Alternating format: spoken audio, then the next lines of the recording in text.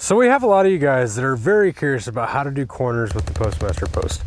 Right here we have a 90-degree corner. We have taken the Postmaster post and we have set it 90 degrees and set it in line this way. Our rails come this way, and then the rails for this fence line, they get toe-nailed in right here through the Postmaster post. And that is how we do a traditional 90-degree corner. And it doesn't matter if this post is rotated 90 degrees that way or rotated 90 degrees this way. It does not matter. You can toe-nail in this way if that works better. Now, this is where it gets really tricky. What if I don't have a 90-degree corner? What if I have more than or less than? How do I do that? We'll show you over here. If you have a corner that's 45 degrees or any other kind of degree, you're gonna cut your rail to match the angle that you're gonna turn. All you're gonna do right there, take the end of your rail and you're gonna cut it to fit the angle of the turn that you're planning on turning. And now our fence is coming up to our corner here, and then we're gonna turn. And we could go steeper if we have to.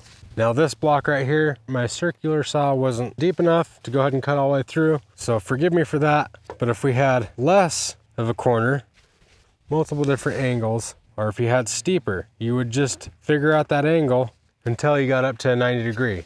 Once you get up to a 90 degree, you're gonna toe-nail like that. And then if you were gonna go really, really sharp, you could go back the other way if your fence came down to a really nasty point.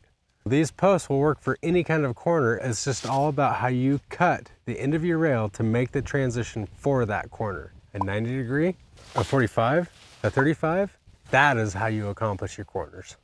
But wait a second, there's more. What about a T? You can tee right at the rail after the post, and then you toe-nail through this rail into this rail.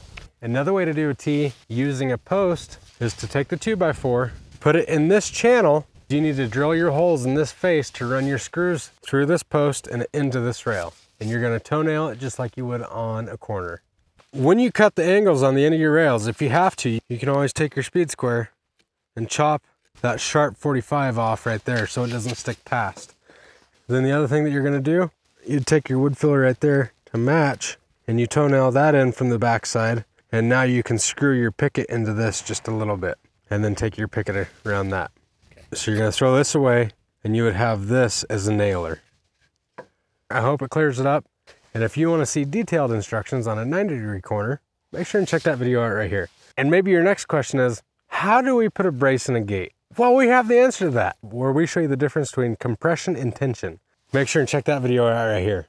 It's Dan with SWI. We are Wyoming's Fence and Gate Company, and we hope you have a good dang day.